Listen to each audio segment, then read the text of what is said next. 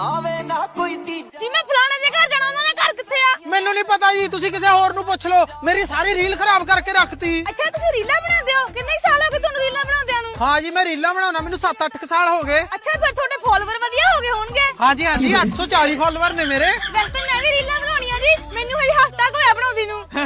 ਫਿਰ ਤਾਂ ਤੁਹਾਨੂੰ ਕੱਲਾ ਹਾਲੇ ਘਰ ਦੀ ਲੱਲੀ ਛੱਲੀ ਜੀ ਨਹੀਂ ਫੋਲੋ ਕਰਿਆ ਹੋਣਾ ਜੀ। ਨਹੀਂ ਨਹੀਂ ਜੀ, ਮੇਰੇ ਪੂਰੇ 1.5 ਮਿਲੀਅਨ ਫਾਲੋਅਰ ਨੇ। 1.5 ਮਿਲੀਅਨ ਫਾਲੋਅਰ?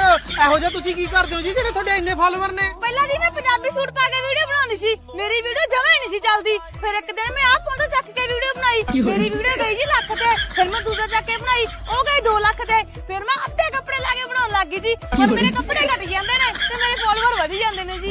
ਜੀ ਕਿਸੇ ਤਰੀਕੇ ਮੇਰੇ ਨਹੀਂ ਫਾਲੋਅਰ ਵੱਧ ਸਕਦੇ। ਨਾ ਨਾ ਜੀ, ਇਹ ਗੱਲਾਂ ਕੁੜੀਆਂ ਵਾਸਤੇ ਆ। ਬਸ ਕੁੜੀਆਂ ਨੇ ਕਹਿੰਦਾ ਲੱਕ ਜਿਹਾ ਹਿਲਾਉਣਾ ਹੁੰਦਾ, ਫਾਲੋਅਰ ਆਪੇ ਵਧ ਜਾਂਦੇ ਨੇ ਜੀ। ਤੁਸੀਂ ਪਰਾਂ ਹੋਵੋ, ਮੈਨੂੰ ਫਲਾਣੇ ਦਾ ਘਰ ਦੱਸੋ, ਬਸ ਸ਼ਾਮ ਤੱਕ ਮੈਂ 2 ਮਿਲੀਅਨ ਹੋ ਜਾਣੇ ਨੇ ਜੀ।